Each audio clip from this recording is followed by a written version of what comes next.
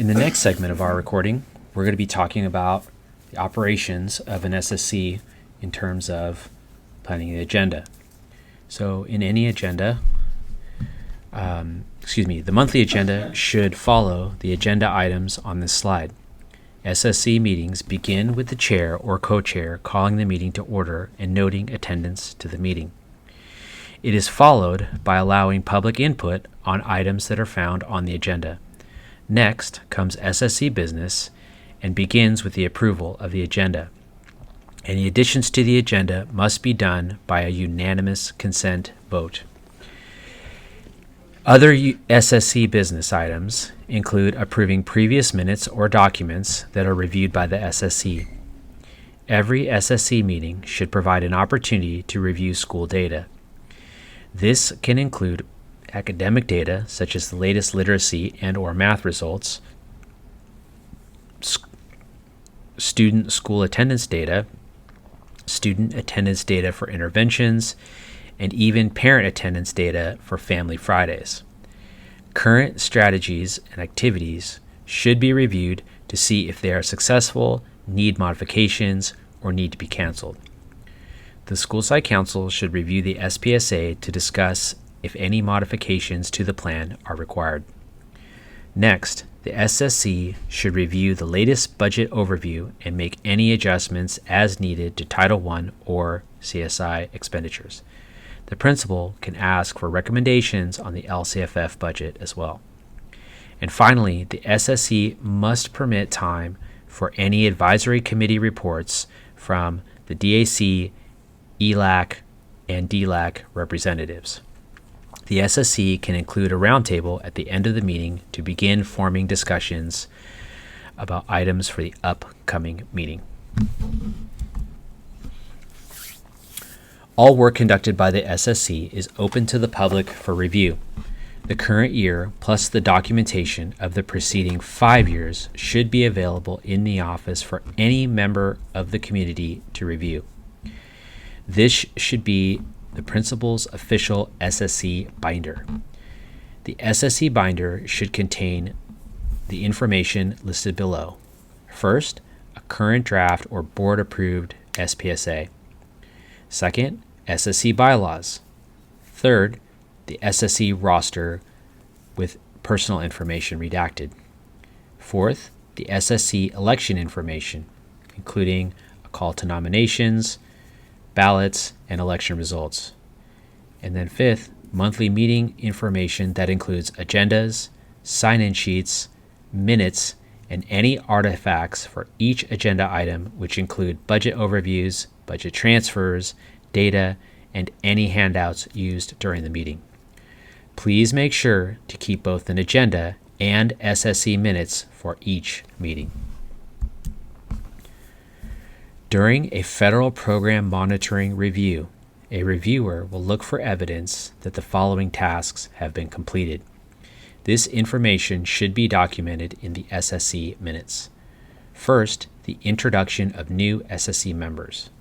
Second, the approval of the Parent and Family Engagement Policy and School Parent Compact. Third, the approval of the SPSA and the Title I and CSI, if applicable, budget, since we conduct these activities separate from one another. Fourth, approval of any budget or expense transfers. Fifth, the evaluation of Title I and CSI funded strategies and activities if your school receives Title I or CSI funds. The agenda items are labeled appropriately as action/information. Action items are brought to a vote where there is a first, second, and a recorded number of votes. Please note, a quorum is necessary for all SSC meetings where voting items exist and is defined as 50% of membership plus one in attendance. The Green Act exempts certain parent committees from the Brown Act, but creates a separate set of rules to ensure open meetings. The SSC agenda must be posted 72 hours in advance of the meeting. The agenda must provide specific information on how to access the meeting via the online conferencing system, Zoom, for all who wish to do so. The posting is in a place accessible to the public during and outside of school hours. The agenda must state location, time, and date of the meeting and include specific details of the meeting. Voting takes place only on posted agenda items unless the item is added by unanimous vote at the beginning of the meeting. Public comment at the beginning of the meeting is limited to items under the purview of the SSC. There are several Green Act recommendations for SSCs. First, post the agenda in multiple locations and through multiple methods. Second, if the SSC meetings are held Mondays, try to have the agenda distributed by Wednesday of the preceding week. We recommend avoiding early morning SSC meetings. And finally, make sure that all meetings are live and open to the public. Effective meeting management is the foundation of productive meetings. The chairperson or co-chair is the gatekeeper of meeting order. They should ensure that all SSC members engage and participate during discussions. Our district uses Robert's Rules of Order as a parliamentary guide. This includes making sure that all motions have a first, second, and a final vote. A Robert's Rules cheat sheet will be provided as guidance. District Advisory Council. The DAC representative or alternative should attend the monthly DAC meeting. Parents and students are automatic voting DAC members. A school site can also designate a staff member, except the principal, to be the DAC member. At DAC meetings, national, state, and district information is discussed.